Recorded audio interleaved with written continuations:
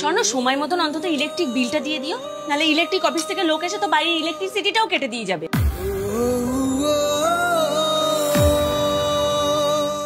ফল খাচ্ছ, খাও না, তোমার গাছের খোঁজের কি দরকার? এত টাকা কোথায় পেয়েছো স্বর্ণ?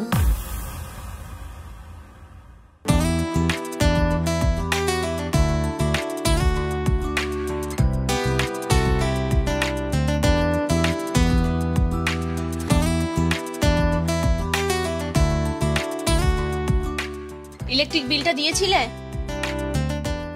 না, দিইনি এখনো, দিয়ে দেবো। স্বর্ণ সময় মতন অন্তত ইলেকট্রিক বিলটা দিয়ে দিও, নাহলে ইলেকট্রিক অফিস থেকে লোক এসে তো বাড়ির ইলেকট্রিসিটিটাও কেটে দিয়ে যাবে।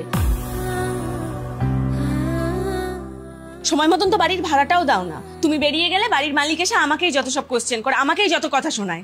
এই খাওয়ার সময় খিচখিচ করো না তো। নিজের জন্য বলি না, তুমি ভুলে যেও না তোমার একটা বাচ্চা মেয়ে আছে, তার একটা ভবিষ্যৎ আছে। সংসারের যে হাল দেখছি আর তোমার যে অবস্থা দেখছি, তাতে সংসারের যে কি ভবিষ্যৎ হবে আমি নিজেও জানি না, ভগবানই জানে। আমারও তো কিছু শখ আহ্লাদ আছে। নিচের ফ্ল্যাটের সুমনা বৌদিরা গরমের ছুটি পড়তে না পড়তেই তারা রাজস্থান ঘুরতে চলে গেল, আর আমি বাড়ির পাশে সুন্দরবনেও যেতে পারলাম না। এ শোনো, আমি জানি ওরা রাজস্থান গেছে, এক কথা বারবার বলার কোনো দরকার নেই। বিরক্তিকর। আমি বিরক্তিকর? দূর।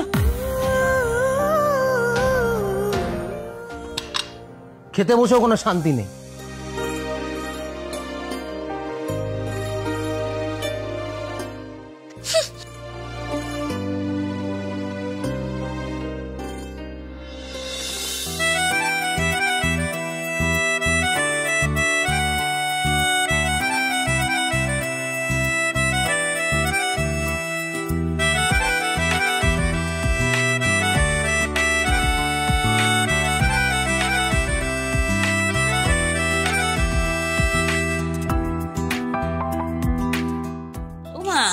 তুমি কখন এলে? যাও তুমি ফ্রেশ হয়ে না, আমি খাবার দিচ্ছি।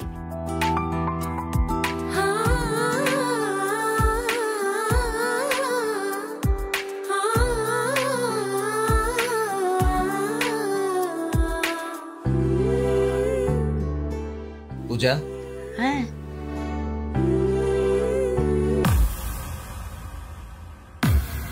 এগুলো রাখো। এত টাকা তুমি কোথায় পেলে?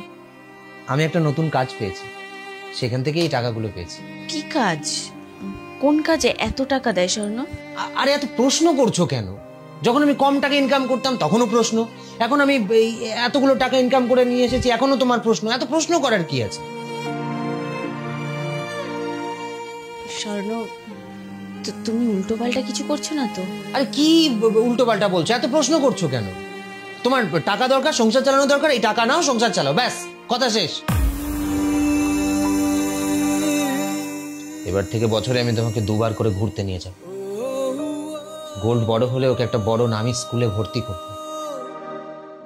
সবকিছু যদি ঠিকঠাক চলে তাহলে একটা নিজের বাড়িও কিনব।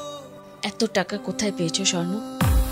আবার সেই একই প্রশ্ন। আরে ভাই, ফল খাচ্ছ, খাও না, তোমার গাছের খোঁজের কি দরকার? জানো, সকালে যখন তোমাকে ঘুম থেকে ডাকতে এসে দেখি যে তুমি আরাম করে ঘুমোচ্ছ, আমার সত্যিই খুব ভালো লাগে। এমন কোনো দিন যেন না আসে যে আমি তোমাকে ডাকতে এসে দেখছি তুমি আগে থেকেই উঠে গেছো। চিন্তায় টেনশনে তোমার চোখের নিচে কালি পড়ছে। শোনো, আমি অন্তত এইটুকুনি জানি যে সৎ পথে ইনকাম করলে কখনো এত টাকা একবার ইনকাম করা যায় না। শোনো, সত্যি কথা বলো, টাকাগুলো তুমি কোথায় পেয়েছো? তুমি কি করে এত টাকা পেলে?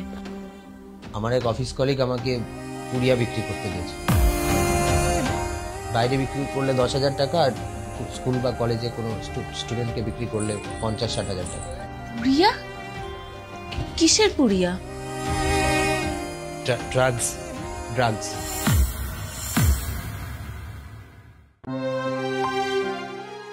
কে দিয়েছে তোমাকে এসব?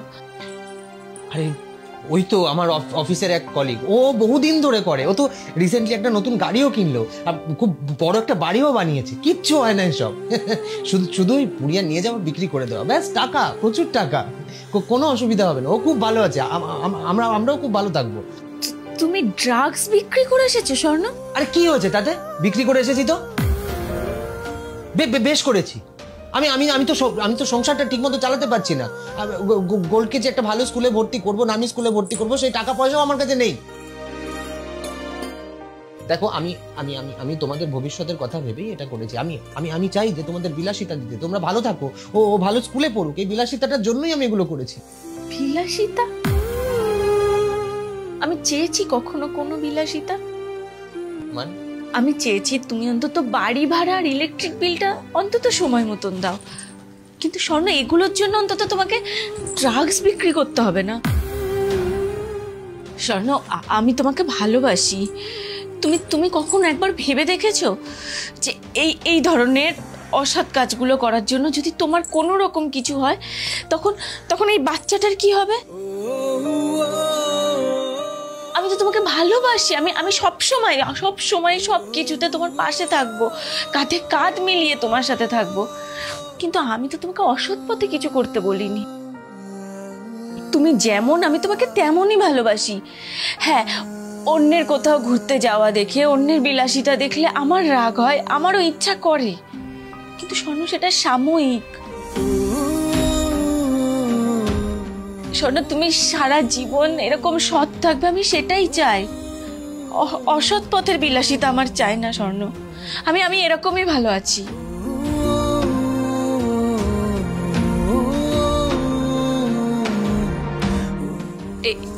এই টাকাগুলো তুমি কালকেই ওকে ফিরিয়ে দিয়ে আসবে। এই টাকা আমাদের দরকার নেই। হ্যাঁ, এ নাও, কালকেই দিয়ে আসবে এগুলো। স্বর্ণ, আমাদের এরকম অসৎ পথের কোনো টাকা দরকার নেই। জীবনে কখনো শর্টকাট নিও না, জীবনে সঠিক পথে চলো, সৎভাবে বাঁচো। আমরা যা করব সৎ পথে করব, অসৎ পথের টাকা আমাদের দরকার নেই। পূজা, আই এম রিয়েলি সরি। আমি আমি আমি আমি সত্যি বুঝতে পারিনি যে আমি কত বড় ভুল করতে যাচ্ছিলাম। আমার মনে হচ্ছিল যে এই টাকাগুলো নিয়ে এসে এক জায়গায় করে যদি তোমার তোমার তোমার চোখের সামনে ধরি, তাহলে হয়তো তোমার মনে হবে যে আমি গোটা পৃথিবীর সমস্ত সুখ তোমার সামনে নিয়ে এসে দিয়েছি। আমি আমি আমি অনেক বেশি রেসপন্সিবল হয়ে গেছি, অনেক অনেক অনেক দায়িত্ব নিতে শিখে গেছি। আমাদের জীবনে আর কোনো সমস্যা থাকবে না, তুমি খুশি হবে। কিন্তু এগুলো দেখে তুমি তো খুশি হলেই না। আমি সত্যি অনেক বড় ভুল করতে যাচ্ছিলাম পূজা। আমি এই টাকাগুলোকে ফেরত দিয়ে আসবো। এই টাকা আমি ব্যবহার করবো না। আমি সমস্ত কিছু ছেড়ে দেবো। তুমি তুমি তুমি প্লিজ আমাকে ভুল বোঝো না, আমাকে ক্ষমা করে দাও। আমি ভুল করে ফেলেছি, আমাকে ক্ষমা করে দাও পূজা, প্লিজ আমাকে ক্ষমা করে দাও। তোর পাগল, ক্ষমা চাওয়ার কি আছে? তুমি তো আমাদের ভালোর জন্যই করতে চেয়েছিলে। কিন্তু স্বর্ণ, দরকার নেই এসব। ভবিষ্যতে যা করবে সৎ পথে করবে, সৎভাবে, নির্দ্বিধায়। কাছে এসো।